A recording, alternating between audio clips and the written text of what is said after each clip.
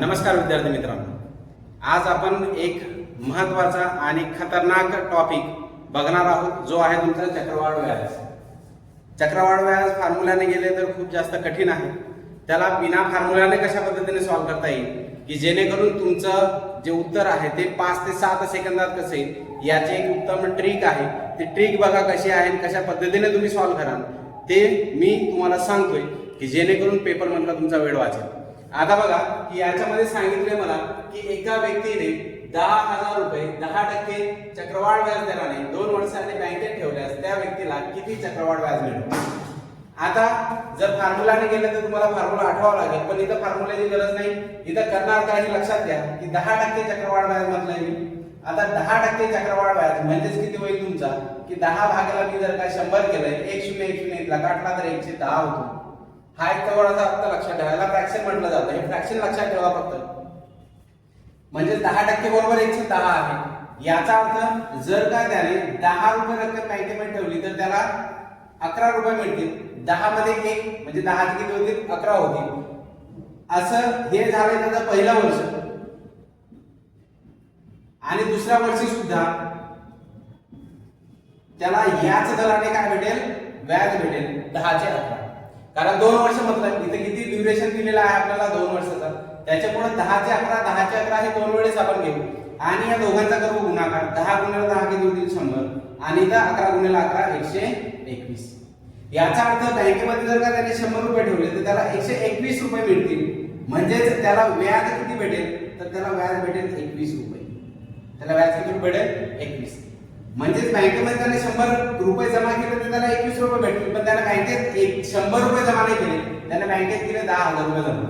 याच्या किती गुणा जास्त आहे तर मी काय करतो, या 10,000 ला कितीने भागतोय तर 100 ने भागतोय. 1 इथे काढा.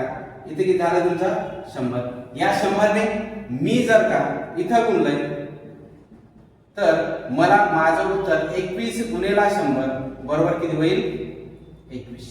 याचा अर्थ 2 वर्षामध्ये व्याज किती भेटेल मला तर 2100 रुपये व्याज भेटेल. किती भेटेल 2100 रुपये मला व्याज भेटेल. तसंच हे सुद्धा एक्झाम्पल तसंच आहे. याच्यामध्ये सुद्धा काय की तुम्हाला 20% चक्रवाढ व्याज दिलं आणि ड्युरेशन दिलाय तुम्हाला 2 वर्ष. ड्युरेशन कितीचा दिलेला आहे, काळ कितीचा दिलेला आहे 2 वर्षाचा.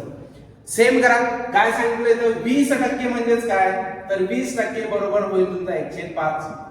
20% म्हणजे किती होईल 1/5. 2 वर्षासाठी म्हटलं म्हणून पहिल्या वर्षी मला जे व्याज भेटेल ते 5चे किती होते 5 मध्ये 1 मिळवा.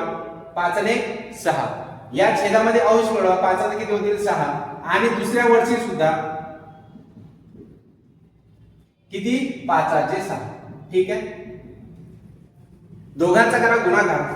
मी जर का इथे दोघांचा गुणाकार केला तर 5 5 25 आणि इथे 6 6 किती होतील 36. याचा अर्थ कोणत्याही व्यक्तीने जर का 25 रुपये जमा केले असते तर त्याला 36 रुपये भेटले असते. म्हणजे त्याला व्याज जे भेटलं असतं ते व्याज भेटलं असतं 11 रुपये. किती रुपये भेटलं असतं 11 रुपये. पण ऍक्च्युअल मध्ये त्याने 25 रुपये नाही जमा केले. त्याने किती रुपये जमा केले 25,000 रुपये जमा केले.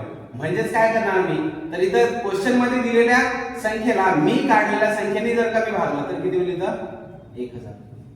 किती होईल 1000. या 1000 ने इथं गुणा किती होतील 11,000. याचा अर्थ काय की जर त्या व्यक्तीने 25,000 रुपये जमा केले असतील तर 2 वर्षानंतर त्याला व्याज किती भेटेल 11,000 रुपये. व्याज किती भेटेल त्याला 11,000. म्हणजे किती सिंपल ट्रिक आहे मित्रांनो.